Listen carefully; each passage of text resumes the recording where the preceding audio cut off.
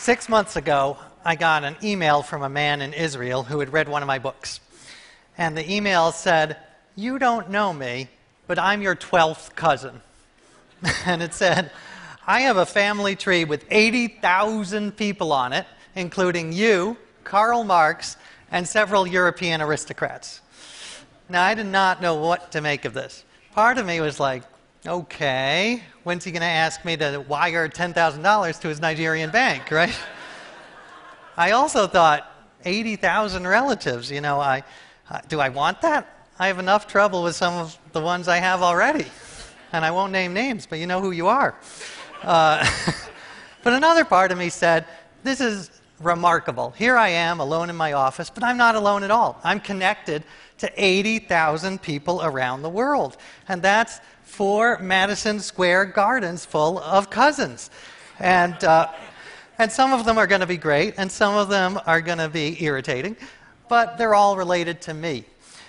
So this email inspired me to dive into genealogy, which I always thought was a very staid and proper field. But it turns out it's going through a fascinating revolution, and a controversial one.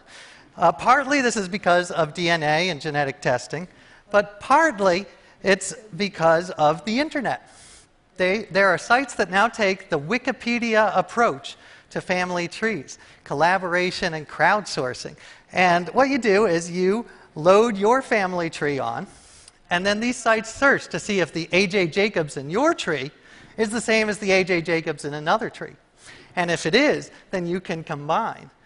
And then you combine and combine and combine until you get these massive, mega family trees with thousands of people on them, or even millions.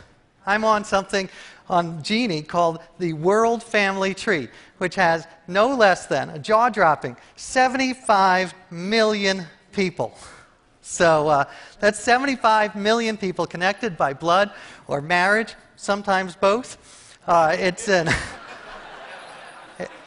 in all 7 continents, including Antarctica. I'm on it. Many of you are on it, whether you know it or not. And you can see the links.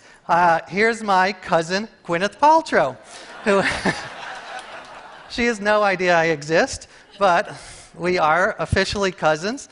We have just 17 links between us. And there's my cousin, Barack Obama. And he is my aunt's 5th great aunt's husband's father's wife's 7th great nephew. So, practically my older brother. And my cousin, of course, the actor Kevin Bacon, who is my first cousin, twice removed, wife's niece's husband's first cousin, once removed, niece's husband. So 6 degrees of Kevin Bacon, plus or minus several degrees. Now, I'm not boasting, because all of you have famous people and historical figures in your tree, because we are all connected. And 75 million may seem like a lot, but in a few years, it's quite likely we will have a family tree with almost all 7 billion people on Earth. But does it really matter? What's the importance? And I do think it is important, and I'll give you 5 reasons why really quickly. First, it's got scientific value. This is an unprecedented history of the human race. And it's giving us valuable data about how diseases are inherited, how people migrate. And there's a team of scientists at MIT right now studying the World Family Tree. Number 2, it brings history alive. I found out I'm connected to Albert Einstein. So I told my 7-year-old son that, and he was totally engaged. Now Albert Einstein is not some dead white guy with weird hair. He's Uncle Albert. And my and my son wanted to know, what did he say? What is E equals MC squared? It's not all good news. I found a link to Jeffrey Dahmer, the serial killer. But I will say that's on my wife's side. So I want to make that clear. Sorry, honey.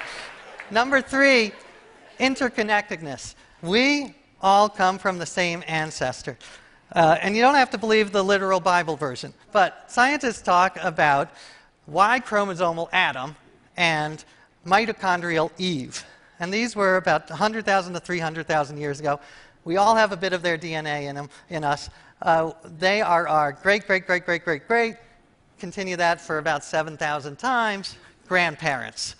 And so that means we literally all are biological cousins as well. And estimates vary, but probably the farthest cousin you have on Earth is about a 50th cousin. Now, it's not just ancestors we share, descendants. If you have kids, look, and they have kids, look how quickly the descendants accumulate. So in 10, 12 generations, you're going to have thousands of offspring, and millions of offspring.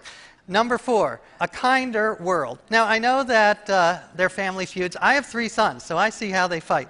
But I think that there's also a human bias to treat your family a little better than strangers. I think this tree is going to be bad news for bigots because they're going to have to realize that they are cousins with thousands of people who, in whatever ethnic group they happen to have issues with. And I think you look back at history, and a lot of the terrible things we've done to each other is because one group thinks another group is subhuman. And you can't do that anymore. We're not just part of the same species, we're part of the same family. We share 99.9% of our DNA.